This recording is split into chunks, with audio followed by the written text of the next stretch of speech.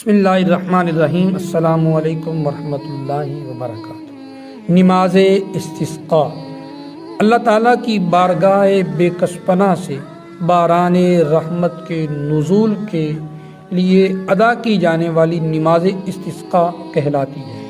اگر بارش نہ ہو تو نماز استسقاء کا بار بار پڑھنا مستحب ہے، اور یہ 3 دن تک اسے متواتر پڑھا جائے تاکہ اللہ تعالیٰ اپنے لطف و کرم فرمائے۔ اور اس کے پڑھنے کا مسنون طریقہ ایسا ہی ہے جیسا 2 رکعت نماز ادا کی جاتی ہے، مگر بہتر یہ ہے کہ پہلی رکعت میں سورۃ الاعلیٰ اور دوسری رکعت میں سورۃ الغاشیہ پڑھی جائے۔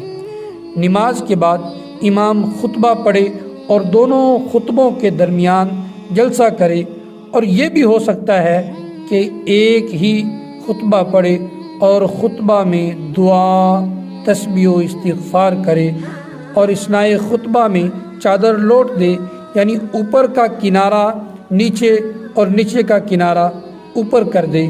خطبہ سے فارغ ہو کر قبلہ رخ ہو کر دعا کرے۔